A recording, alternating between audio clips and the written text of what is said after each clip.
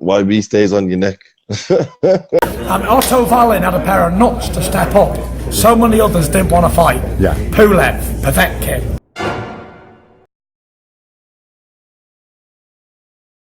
So many others didn't want to fight. Yeah. Pulev, Povetkin.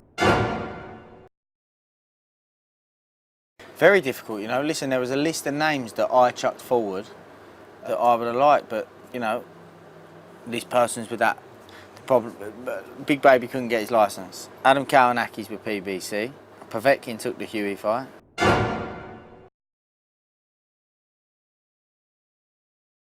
Yo, my dons, make sure you hit that like button, comment, subscribe, and obviously hit the bell for notifications. Well, here we go again. Tyson, yes, Deontay Wilder, Anthony Joshua, Alexander Povetkin, yes, no one wants to fight me, Otto Wallin, a true man, a fighting man, a good Christian man, yes, Otto Wallin, a true fighting man, the only man who wants to fight me, Deontay Wilder, don't want to fight me, the pussy, Anthony Joshua, is too stiff, machine, yes, Otto Wallin, a true fighting man, finally, someone. I know AJ's just too far above. To be fair, AJ punks off Fury anyway. But listen, them man have got busy. AJ's busy and Ruiz is busy and everyone else is busy. Alexander Povetkin just showed Tyson Fury how the fight with him would go. And let's get something straight. Fury clearly didn't want no parts of Povetkin before seeing the Huey Fury performance. Now after seeing that, he ain't gonna want none of it because we all know. Backpedaling is backpedaling, yeah? When Huey Fury is backpedaling and has no power to keep him off, what do we know about that? What do we know? Wait a minute. Let's take a second. Let's take a break and think about something for a second. What do we know about fighters who backpedal and have no power? They're all the same, yeah? They're all painted with the same brush. Huey Fury, backpedal, no power. Guess what happened to him? Alexander Povetkin was all over him like a rash, yeah? He was all over him like gonorrhea. Stuck to him. Sticky, clammy, pussy, spot ready, inflamed, all over him, yeah? All over him. And that's exactly how the Tyson Fury fight would go. Because Fury don't have no firepower. Fury don't have no...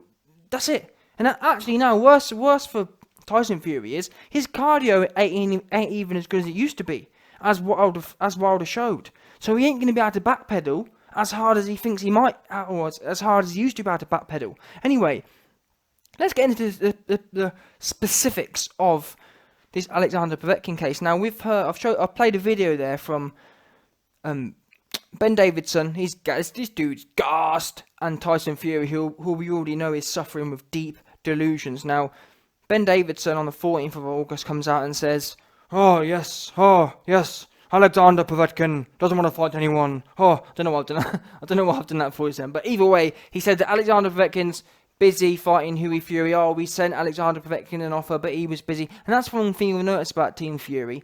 Once someone's engaged in a fight, they'll make out, we tried to fight him, but he's busy. No, just be honest. You can't make out you've sent offers to everyone in a fight because it's convenient for you to make him try and look like they're ducking you. Yeah? All them fighters weren't engaged a few months ago. It's not as if Fury's just fought. In fact, when did Fury last fight? 2 months ago. In fact, more than 2 months ago. 2.5 months ago, his last fight was.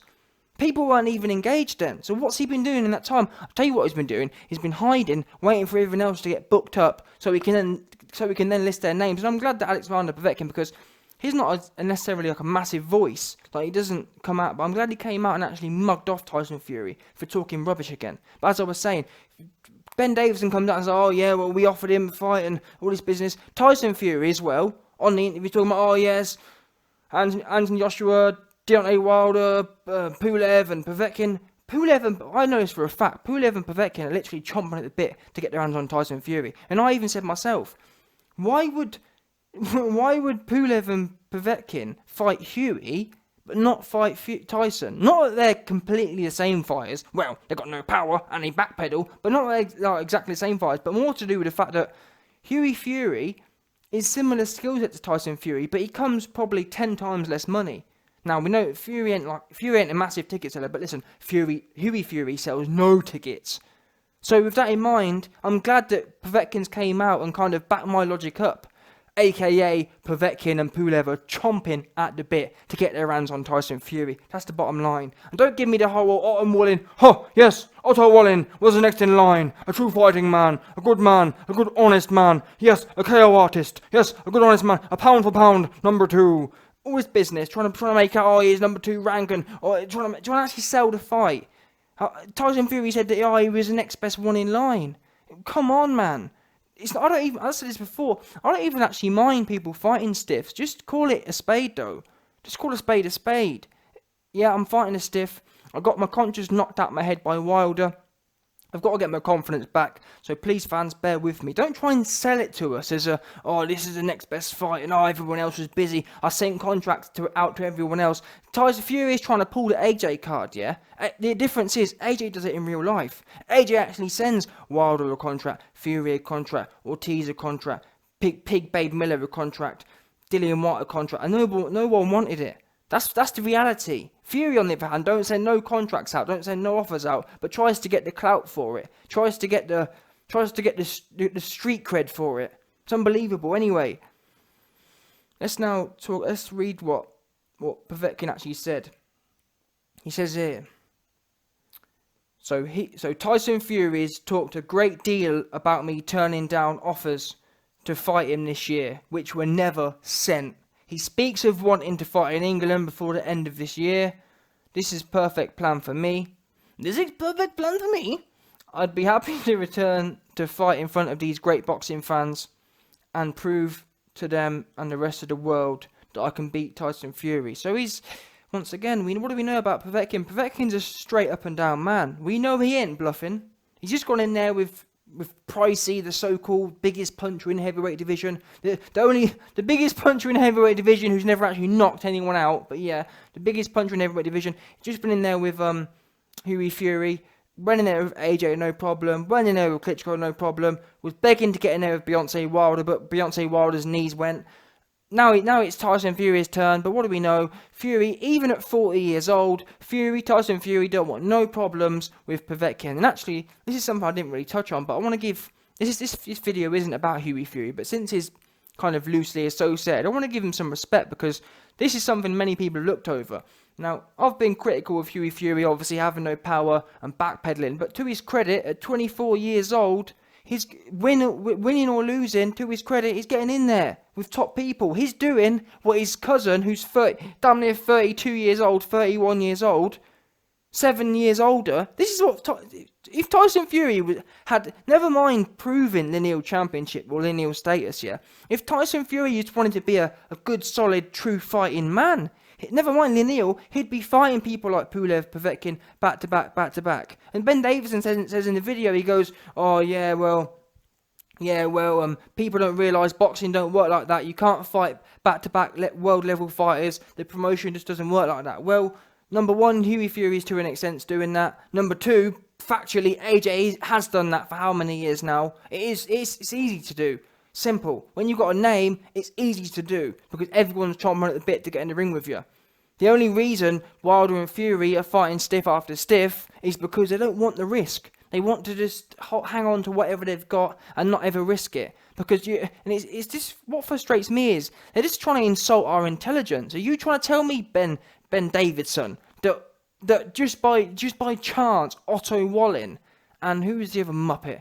I can't remember the guy he fought in June. Are you trying to tell me they were just by chance the best two fighters you could get? Come on, man. Do you think we're stupid? Seriously, I would have rather have seen you fight David Price. Seriously, Fury versus Price is better than Wallin and that other guy Schwartz on the same night. Seriously, I'd rather see that. Why are you not? And this is the problem. You're just talking rubbish. Price is better than any of them lot. In fact, never mind just Schwartz and the other dude, or Wallin, and the other two, Pianetta and the other one. And that's Price. Price ain't even no good, but this is what we're talking. It's really bad. Price is probably C-level. These Otto Wallin guys, they're E-level. They've got no hunger. At least we know Dave Price against Fury, he'll actually come and fight. He'll actually come and get stuck in because of pride and because of where his career's gone. These guys like Schwartz, they're what we call Euro bums. They have no ambition. They just get in there and just sort of flop about the place. It's embarrassment. But anyway, as I keep saying, I'm glad Povetkin's called Fury out, 'cause it's about time. These lies, all the Fury fans are riding with this, you know. Let's get something straight. They was all on the bandwagon, yeah, Fury was begging, Fury wanted to fight Povetkin. Oh yes, Tyson Fury, he sent Alexander Povetkin an offer, yes, we sent Pulev an offer, yes, we want to fight them all, we want to fight the best, Otto Wallin, Tom Schwartz, and the true fighting man, good honest men, yes, good Christian men, all this business. Your boy Fury has never sent an offer to no one for nothing. That's honestly, that's the truth of it. Because even the Wilder fight, guess who sent the offer? Wilder did. Klitschko fight, Klitschko sent the offer. Yeah, Fury's never been he's never been in a place. He talks about going to top rank because he wants to be in a position of power, but he don't send no offers.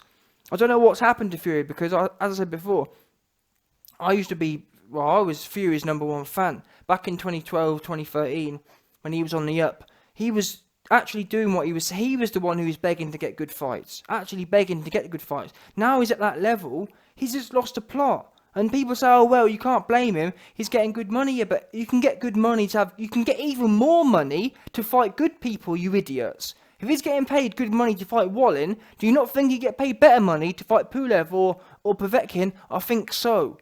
But that just goes to show his mentality. I don't know what he's in the sport for. It seems he's just in the sport to just try and milk as low risk as possible, and it's being lineal and milking low risk, low hanging fruit don't sit in the same carriage, unfortunately. But anyway, as to this fight, or should this fight happen? Absolutely, I don't see why not. Like Povetkin says, Fury said he wants to get in the Gypsy King said he wants to get in the ring again in December, which shouldn't be an issue because he's fighting a stiff in Wallin whenever it is. I think he should fight Povetkin, but do you know what the next excuse will be? Oh well, we can't fight. We can't fight. I would have fought Alexander Povetkin, but we're fighting Deontay Wilder in February. Oh yes. I would love to fight Alexander Povetkin. But that's what gets me. When he says that, I'm going to remind everyone that let's get something straight, Fury, you pussy. What you could it's the problem that what they all do. They wait until they wait until 2 months before their big fight, and then try and make out, I'd love to fight Povetkin, but I've got another fight coming up in 2 months, and I don't want to risk it and but you could have done this fight in June, because let's get it right. What was it? He fought Wilder in December 2018. Yeah, 9 months ago. He could have fought Povetkin in the March or the April. And bearing in mind, this Wilder fight allegedly ain't even going to happen till March, April time next year. So, it's like, what have you been doing? You've been fighting stiffs, so-called ticking over. Ticking over is supposed to happen when, you know what, we fought in December 2018, and the Wilder fight will be taking place in June or July 2019. So we've got 7 months. We've got a 7-month span. I don't want to be sitting around for 7 months. You know what? I'm going to fit in a fight in February, maybe a fight in April, but definitely one fight. That's ticking over. Ticking over isn't. I fought in December 2018. My next fight's going to be April 2020, and I'm now going to fight 4 stiffs back to back and try and make out I'm fighting good fighters.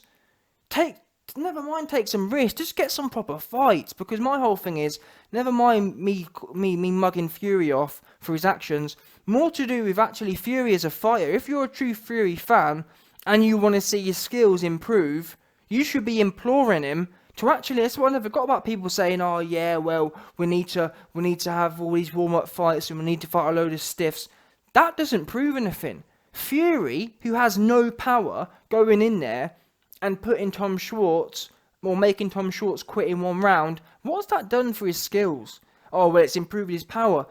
Fury ain't got no power. Them same weak shots that put Schwartz out, you lot best be careful that Fury don't get too gassed from putting all these bums down. Because if it ends up going the wrong way, meaning if Fury gets too confident, if Fury gets too gassed, because Ben Davidson and Frank Warren and all you Fury fans have been bigging him up, saying, oh yes, Tyson Fury, he true power in his hands. He put down Tom Schwartz. He knocked out Otto Wallin in 2 rounds. Oh yes, what you're going to do is, you're going to gas Fury up, and he's going to get in there with Wilder, thinking he's all of a sudden got some mad power in his hands. He's going to go on the front foot, and he's going to walk onto a right hand. And then you're going to hear him, and you're about an hour after you hear, and you're going to see a video of the YB replaying the Asgardian dialect from the CIA wiretap. Oh, please Bob Arum, don't put me in there with Deontay Wilder. Please Bob Arum, don't put me in there, Bob. You already heard it, I've played it many times, but you've already heard Fury begging not to be put in there with Deontay Wilder. Yeah?